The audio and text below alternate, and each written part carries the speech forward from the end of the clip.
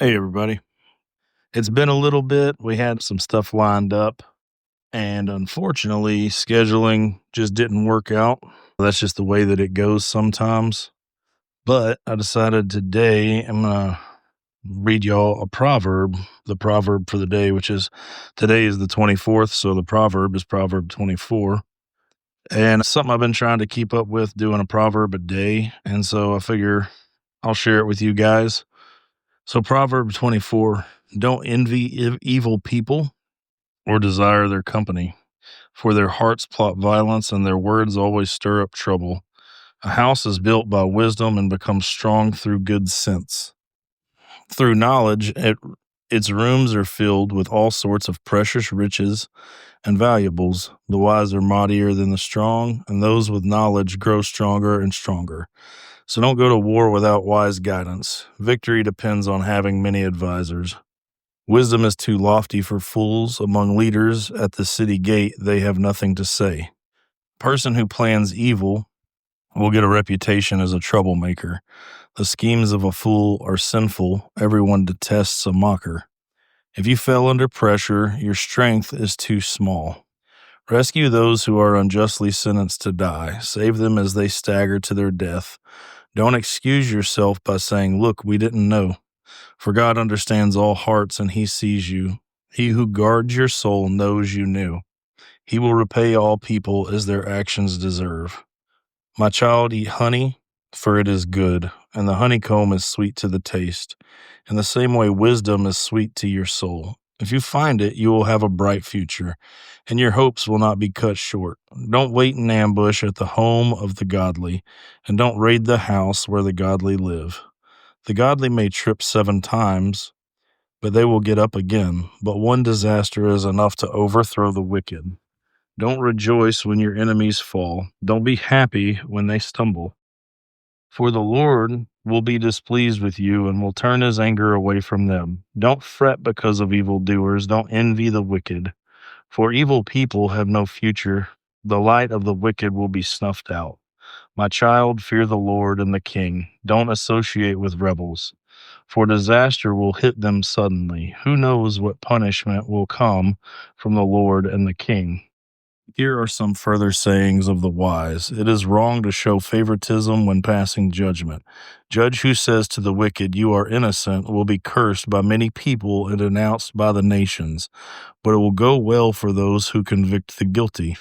Rich blessings will be showered on them. An honest answer is like a kiss of friendship. Do your planning and prepare your fields before building your house. Don't testify against your neighbors without cause. Don't lie about them, and don't say, "Now I can pay them back for what they've done to me. I'll get even with them." I walked by the field of a lazy person, the vineyard of one with no common sense. I saw that it was overgrown with nettles, it was covered with weeds, and its walls were broken down. Then as I looked and I thought about it, I learned this lesson: a little extra sleep, a little more slumber, a little folding of the hands to rest, then poverty will pounce on you like a bandit. Scarcity will attack you like an armed robber. So let's break this down a little bit. It was saying in Proverbs 24:16, the godly may trip 7 times, but they will get up again. One disaster is enough to overthrow the wicked. So if you're going through something, if you're battling something and you've been trying to live right, but you trip. I mean, we trip, we stumble, we fall. It's telling you that if you're trying to live a godly life, that you will get up again. It's just the way it's going to be. He's going to make sure of it. He's going to take care of you. We stumble, we fall, we trip. It happens to all of us. As long as we're not falling away from God and we're turning back towards him and we're saying, "Hey, I tripped, man. I stumbled here, Dad. Help me up." If you know who to go to, it's going to be okay. He's going to pick you up. He's going to dust you off, just like you would do for your kid. If my son stumbles or my son trips and falls, I'm not going to turn my back on him. I'm going to help him up when he asks for help. I'm going to dust him off and I'm going to set him right. And the same goes for our Heavenly Father. He's going to set us right. He's going to make sure that we're taken care of. And I firmly believe that, I have battles and I trip all the time. I'm no perfect human being, and that's what this is about. Is like none of us are beyond the redemption of Christ. None of us are beyond His grace as long as we know where to turn to. And that's not an excuse. It's not something that we can just use it as an excuse to go out and live in sin. But we all stumble, we all trip up, and He's gonna bring that to our attention, I believe. He's gonna, because we're trying to live godly, and if you're in your word, He's gonna show you things that are gonna help you out, that are gonna set you back on the right course, and it's gonna make you have some kind of self responsibility there. You're gonna look at yourself and you're gonna examine yourself and you're gonna take deep reflection. And sometimes, man, looking into the mirror sucks. Sometimes looking into the mirror sucks. I had an issue this morning where I could not wake up for whatever reason.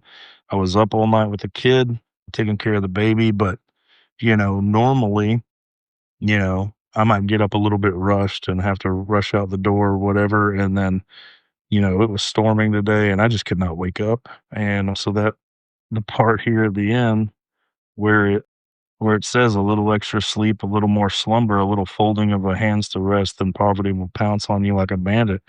And that's kind of, that's sticking out to me because it's like, whatever reason, I wasn't able to wake up. And it wasn't that I was, choosing to just go back to sleep, that I'm battling and trying to like wake up and just, I couldn't, my body kept shutting down on me.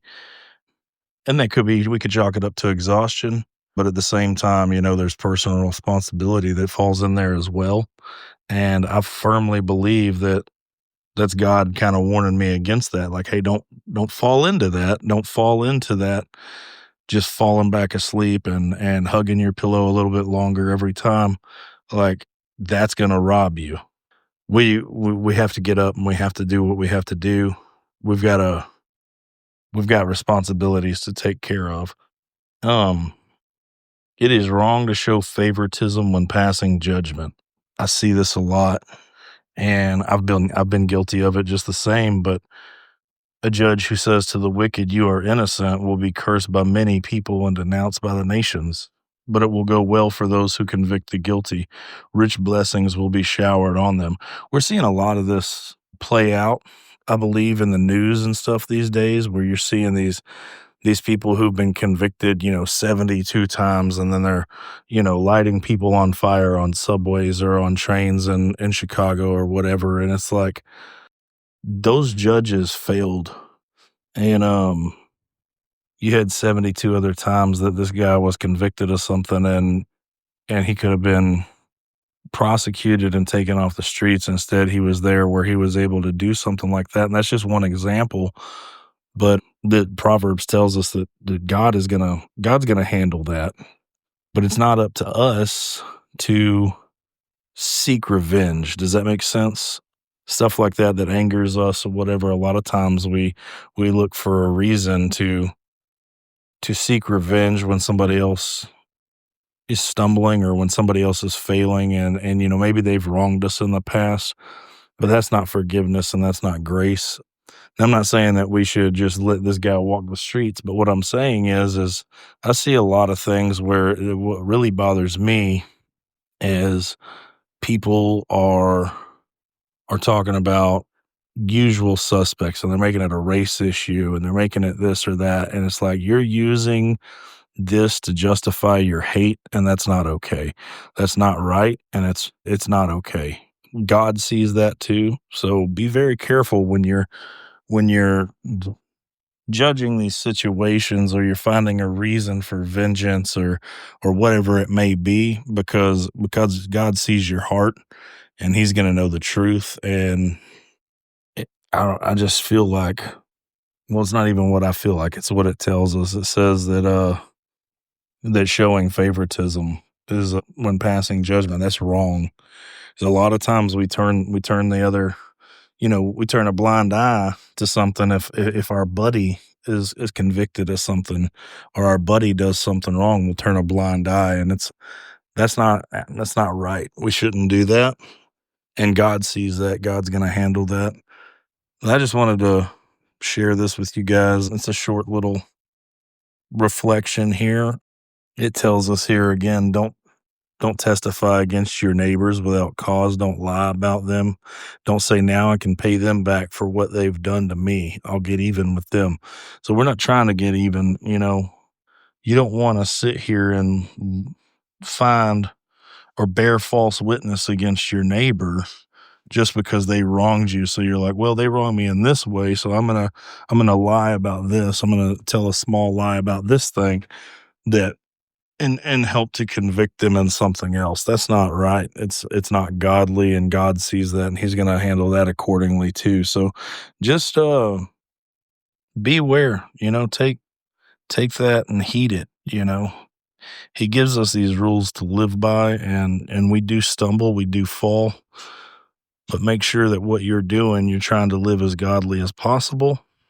And, everybody get in this word, open this Bible up and get in this word. And it is a living, breathing word of God.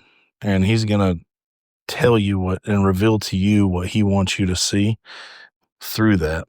God bless you all. I hope you have a good night, and I hope you have a good day. If you're listening this to the next day, I hope you have a good day. Y'all take care, guys. I love you, and God bless.